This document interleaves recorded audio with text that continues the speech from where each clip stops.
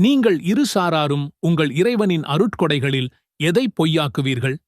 இந்த கேள்வியை 31 முறை கேட்கும் ஒரே சூரா குரானில் உள்ளது. ஆய்வுகள் இந்த சூறாவை கேட்பதால் மன அழுத்தம், பதட்டம் மற்றும் மனச்சோர்வு கணிசமாக குறைவதாக காட்டுகின்றன. ஆச்சரியமாக இருக்கிறதா? இதுதான் சூரத்துர் ரஹ்மான், குரானின் மணமகள். இன்று இதன் 3 அற்புதமான ரகசியங்களை 3 நிமிடத்தில் பார்க்கப் போகிறோம். ஏன் இதற்கு குரானின் மணமகள் என்று பெயர்? ஒரு மணமகளைப் போல இந்த சூரா 3 விஷயங்களால் அலங்கரிக்கப்பட்டுள்ளது. முதலாவது, இதன் கவிதை போன்ற அழகான ஓசை நயம். இரண்டாவது, அல்லாஹ்வின் எண்ணற்ற அருட்கொடைகளை நினைவூட்டும் இனிமை. மூன்றாவது, நம் கண்களுக்கு முன் சொர்க்கத்தை விவரிக்கும் அற்புதமான வர்ணனைகள்.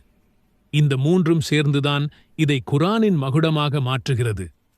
நீங்கள் எதை பொய்யாக்குவீர்கள் என்ற கேள்வி 31 முறை வருவது ஒரு சக்தி வாய்ந்த உளவியல் உத்தி.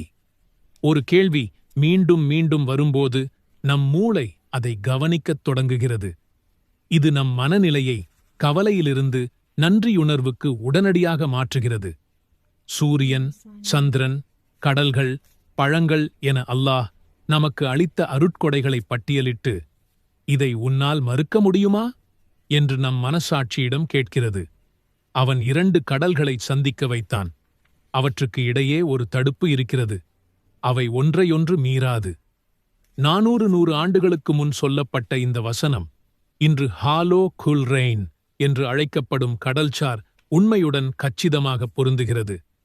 வெவ்வேறு அடர்த்தி கொண்ட 2 கடல் நீரோட்டங்கள் கலக்காமல் பயணிக்கும் இந்த நிகழ்வு அல்லாஹ்வின் படைப்பின் நுட்பத்தையும் வல்லமையையும் காட்டுகிறது. ஆக, இந்த சூறாவின் இலக்கிய அழகு, உளவியல் சக்தி மற்றும் அறிவியல் அற்புதம் நம் பிரபஞ்சத்தை வலுப்படுத்துகிறது. இதை உங்கள் வாழ்க்கையில் எப்படிச் செயல்படுத்துவது? தினமும் ஒரு முறையாவது, வாகனம் ஓட்டும்போதோ அல்லது வேலை செய்யும்போதோ இதை கேளுங்கள்.